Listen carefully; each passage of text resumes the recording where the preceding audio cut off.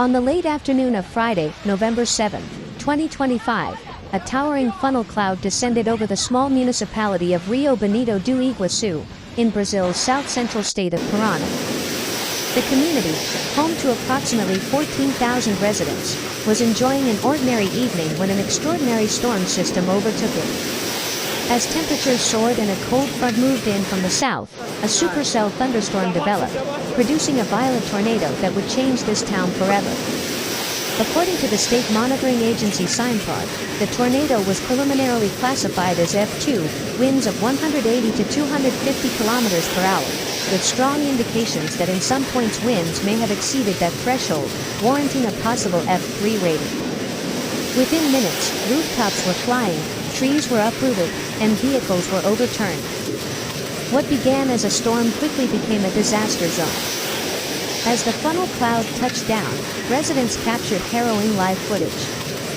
Sheets of rain merged with howling wind, metal roofing was peeled away as if by a gigantic hand, windows shattered, cars were lifted or smashed, and the sky turned dark with debris.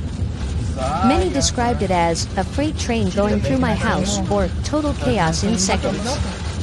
The system's violence left little time for reaction. Emergency services were inundated with calls while the storm raged. Local civil defense officials say roads were blocked, power lines were down, and rescue teams struggled to reach the most damaged zones.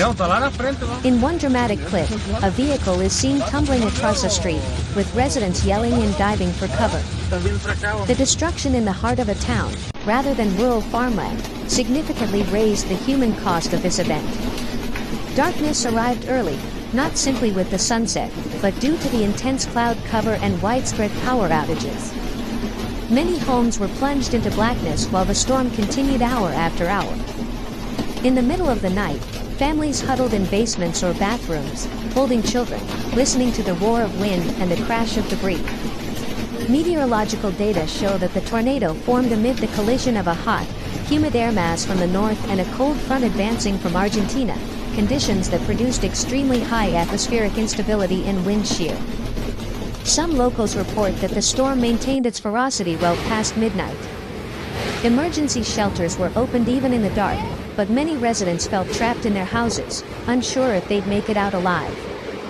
One firefighter called the scene, like war, an apt description of the intensity and destruction.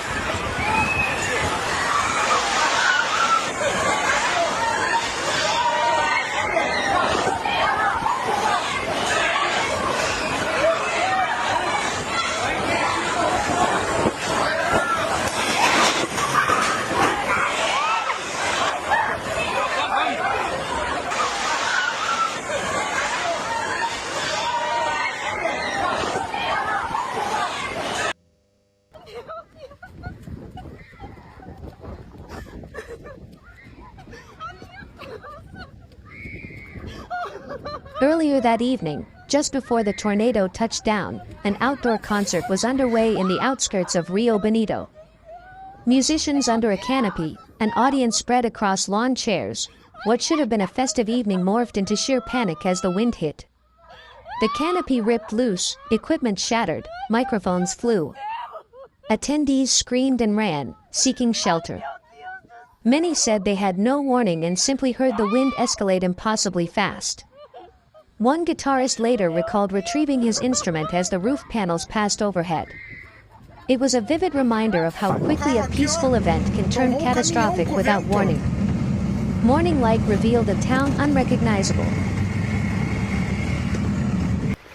Ai, tá caindo algum prédio ainda.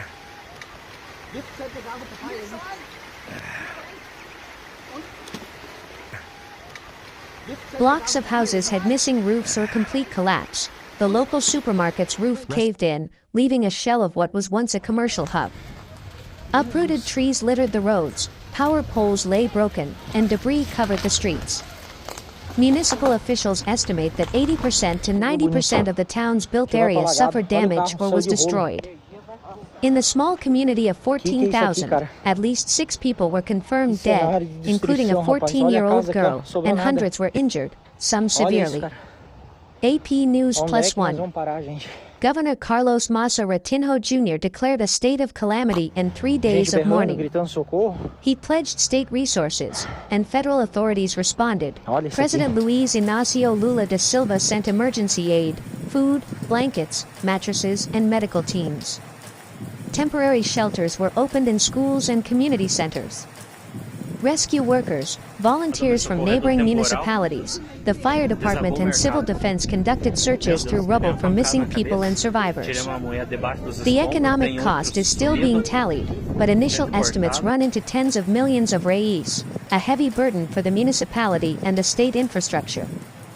Many residents are displaced, without homes, electricity, or clean water. The trauma runs deep. Drone and aerial survey footage show the scale of destruction that ground-level shots cannot fully capture. Entire neighborhoods resemble war-torn zones, foundations exposed, walls blown away, vehicles crushed, personal items scattered across yards and fields. Officials say around 1,000 residents were displaced, and as many as 10,000 people may be indirectly affected through damage to neighbors, businesses, and utilities. Faces of survivors tell the story. An elderly man standing on the ruins of his home, a mother clutching her child while sifting through rubble, volunteers handing out food and water amidst piles of roofing sheets and shattered glass. The images convey not only destruction but despair, the real human consequences of a rare and violent tornado in Brazil's interior.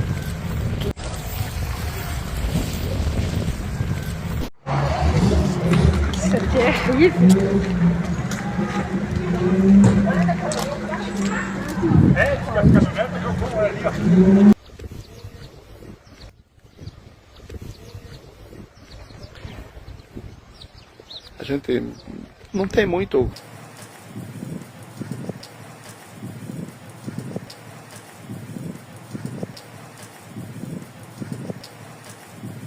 As the second night descends, emergency operations continue under headlamps and flashing lights.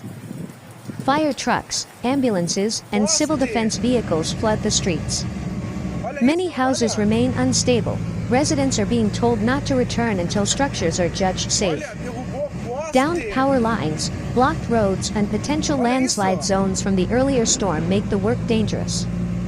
Teams are working to restore electricity, water, communications, and debris removal. Local officials are arranging long-term accommodations, counseling services, and reconstruction plans. Meteorologists warn that while the tornado has passed, the broader storm system may still generate hail, heavy rain, and strong winds in neighboring parts of Paraná and Santa Catarina. The event raises urgent questions of preparedness. How does a small town with limited infrastructure respond when nature strikes so ferociously? Climate researchers note that such intense tornadic events, though rare in this region, may become more frequent as atmospheric conditions shift. For the people of Rio Bonito do Iguaçu, the memory of this night will be etched forever, not just as a weather event, but as a turning point in their lives. The path forward is long, rebuilding homes, restoring community spaces, restoring trust in safety and shelter.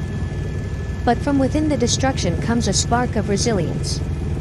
Neighbors helping neighbors, volunteers arriving from other regions, and the unwavering hope of a town determined to rise again. In the months ahead, legacy concerns will begin to dominate. Will building codes be revised? Will early warning systems be improved for tornadoes in Brazil? What will the long-term psychological impact be on survivors, children, and families? For now, rescue, relief, and shelter are the priorities. Reconstruction will follow. The storm will not simply fade into history, it will become part of the identity of this town and its people. We will continue to follow developments, government aid flowing in, reconstruction progress, survivor stories, and how the community rebuilds. Thank you for watching our coverage from Paraná, Brazil.